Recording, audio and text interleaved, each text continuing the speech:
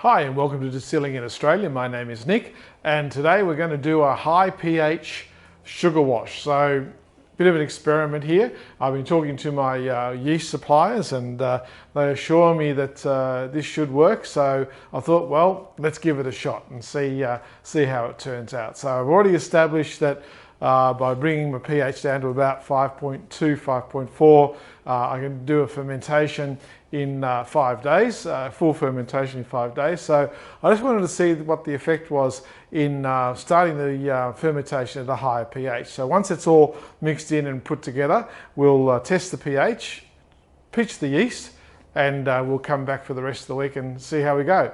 But before we do that, here is 5 seconds of your life that you'll never get back.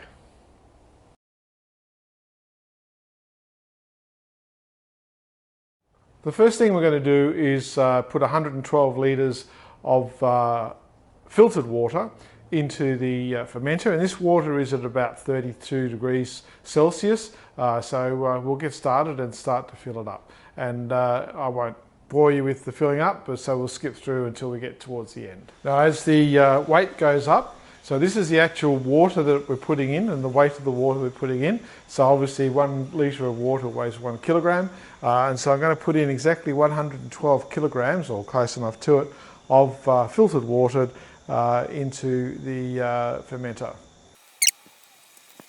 So this is my filter. As you can see, the water is going into the filter, is going through the two filtration units and back up into the actual fermenter.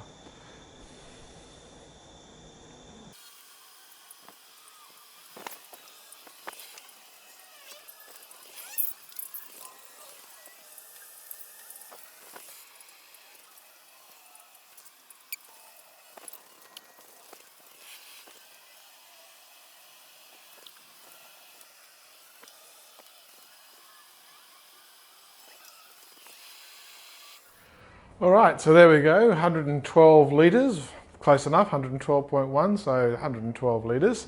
And we have a temperature of, 32 and a half Celsius, which is perfect because when I add the sugar, it'll drop the temperature of that. So next step is take the hose out and we'll get ready to put the sugar into the fermenter as well. Alright, so what I'm doing here is I'm connecting the base of the fermenter to the pump. Now, this is a lobe pump for those of you who don't know what it is. So yeah, you don't want to be on the put your hand over the ends of this pump because it will literally suck your skin off your hand. So in case you're wondering, both these hoses have been sanitized because when I cleaned out the fermenter, which I did off camera, I used these hoses and sanitized it all out and ran the sanitization fluid through the hoses and of course the pump to clean it out. So yes, so it's all been thoroughly cleaned.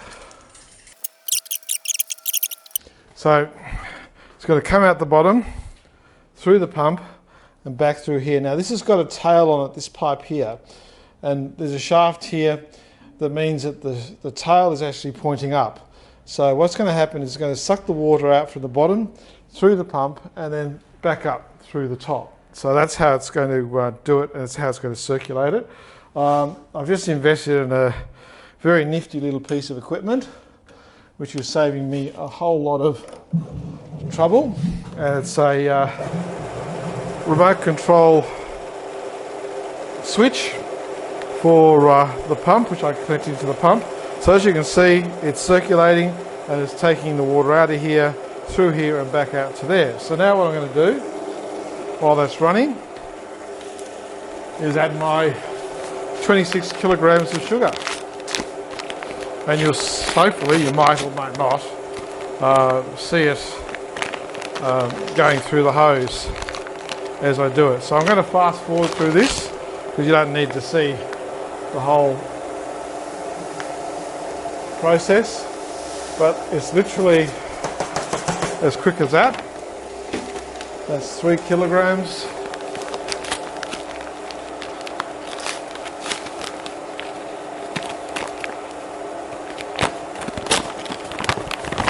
And I'll just keep adding the sugar.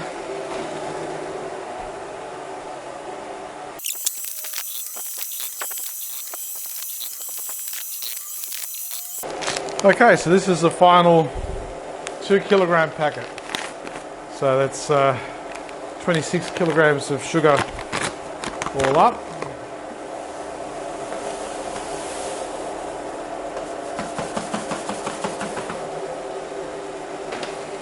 I'm just going to let that rotate. Beautiful. So it brings it up to this level here, okay, which is my 130. You see the total volume is now 131.1 kilograms, including the sugar, minus the dog, but no, 131 kilos. So I'm just going to get the nutrients. Okay, so this is your 130 litres roughly of wash. So I've got 130 grams of yeast nutrients, and I put that in the last video, so all the information about that. So that's just the yeast nutrients. So the yeast nutrients will go through and mix in. All right, so this is 130 gram of DAP, which I went through in the last video. Okay, so I've let that circulate for a little while, and it's dissolved. All the sugars have dissolved into the wash, and all the nutrients are in there, and the DAP is in there as well. So everything is set to go for the pitching of the yeast. So all I've got to do now is disconnect the hoses here, which is a little tricky, but nevertheless we manage.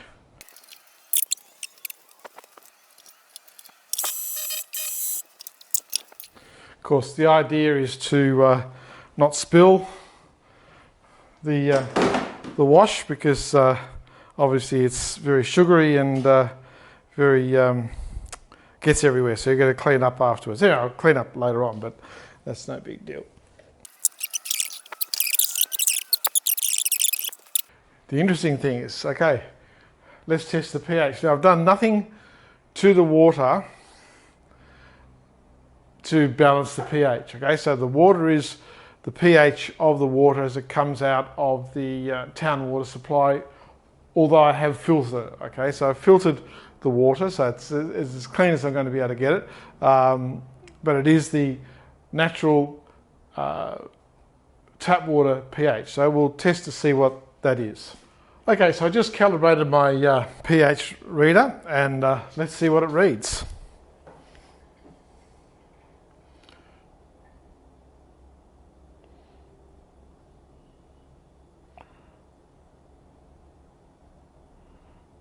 So it's giving me a reading of a pH of 7.5. That's quite high. So we'll see what happens. So yeah, we're going to pitch the yeast at a pH of 7.5. So before I pitch the yeast, I'm just going to take a reading on the specific gravity. And we'll see what that is. 1.074, so right on 10%. So it's now 4 o'clock in the afternoon, and I'm going to pitch my yeast. I'm just going to throw it in, let it do its thing, and we'll come back at about 6:30 tomorrow morning, and we'll test the SG and see what it's dropped to, and see what effect it's going to have on the speed and the quality of the product over the next 5 days. So let's see if it does bring it down to that 0.9 from that 1.74 down to that 0.9 in the 5 days as it did in the previous batch when I've used this recipe, but when I started with a lower specific gravity. So in this one, haven't added any citric acid to reduce the pH, and I'm not intending, hopefully, to add any bicarb soda to be able to lift the pH. But that's going to depend on how far the pH drops in the next sort of 12, 16 hours. So we'll see what happens and see how the experiment goes. So here we go, popping in the yeast. All right, so just batten down the hatches. Now, for those of you who haven't seen this before, this is obviously a airtight container, and it's really mainly for beer. So you can, if you wanted to, put a CO2 injector here. But this pipe here is basically, I use that as a vent pipe. So I keep this gate open down the bottom, and then I just pop a bucket over the end of it.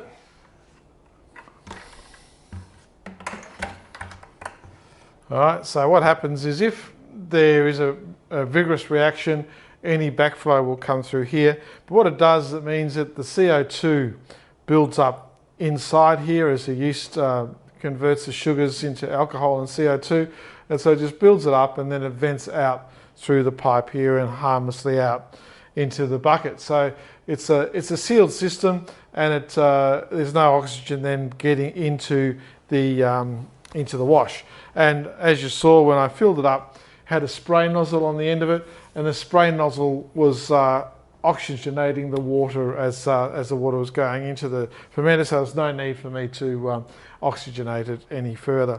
Anyway, clean up time. Next time you'll see me is tomorrow morning, so let's see how we go. So it's now 6:30 the next morning, and I've come to do the test, and you can see there that the temperature has risen slightly, so we're just sitting on 32 degrees Celsius, so that's a good indication that we have a lot of yeast activity. The temperature's actually increased a little bit. So this is the sample, our 80 ml sample that I've just taken out of the fermenter. So I'll just zoom in there, and we will take a reading.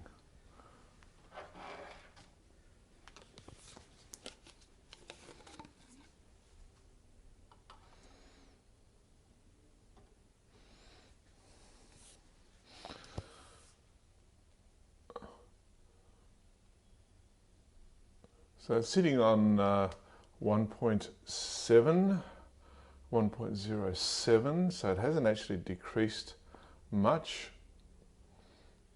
I'll just give it another swirl. Yeah, just on 1.7.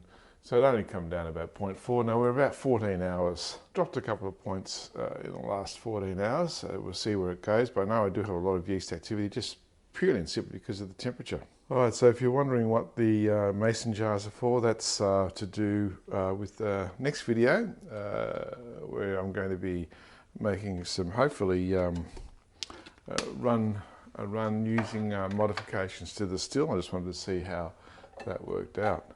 So now what I'm going to do is I'm going to test the pH. Now it was 7.5 yesterday, 14 hours ago. So we'll see what it is today. Hopefully you can see that. So that's dropped down to 3.9. Wow. Okay. That's a huge drop from 7.5 to 3.9 in 14 hours. Okay. I might still have to add some bicarb soda. I'm just going to do a quick test with my control and make sure that the meter's reading correctly. So that should read 4.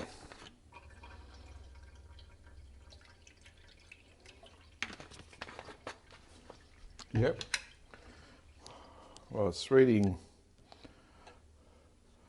3.92, 3.91, so it's only 0.9 out.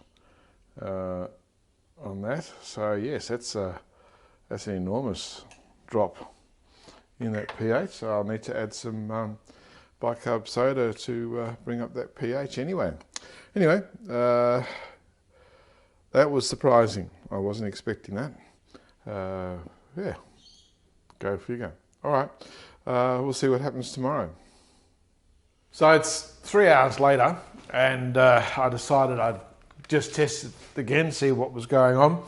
And the pH had actually dropped to 3.55, which was getting to a point where the yeast was going to start to stall. Now, I am a licensed distillery, and therefore everything I do I have to record for the tax office, and so I wasn't about to waste a 130 litre wash for the sake of an experiment. So I decided to call it quits, because to be honest, I was astonished that the pH dropped from 7.5 all the way down to 3.55 in say 15, 17, 18 hours. So it just wasn't worth continuing on with the experiment because I didn't want it to stall, as I just said. So what I've done is I've added some bicarb soda, and for those of you interested in the mass, 130 litres, I added 185 grams of bicarb soda, and that brought the pH up from 3.55 to 5.33. So that was a 1.78 increase in pH. So that would probably be the only bicarb soda I'll need to add to this particular wash. But for those of you who are interested, it works out, I added 1.42 grams of bicarb per litre of final wash. So roughly 0.8 of a gram of bicarb soda per litre will increase your pH by about 1. So roughly, okay, so don't take that as gospel, but it'll be roughly that sort of ratio. So anyway, that's all I'm going to do for this particular video. I was planning to come over the next 5 days and see what was happening and how it affected it. No point doing that. 7.5 down to 3.55 in less than 24 hours.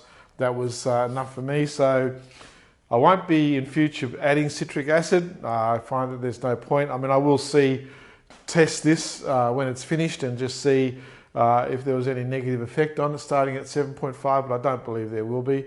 Yeah, just that in a sugar wash, that rapid decrease in pH is quite phenomenal. Anyway, I'm going to leave that here. Epic fail. You know, this is what it's about. You learn from my mistakes. So happy distilling, keep safe, stay legal. Ciao for now. Distilling alcohol is illegal in Australia unless you hold the appropriate licenses and permits. I am not a lawyer, and the contents of this video are not intended to be legal advice. Do not rely on any information contained in this video and seek your own legal professional advice before making any decisions. Be aware, the Australian Tax Office and the local law enforcement agencies will be taking interest in this channel due to its content. Please keep this in mind before posting any comments. Any comments posted are the opinion of the person posting and not of this channel. Let's get started.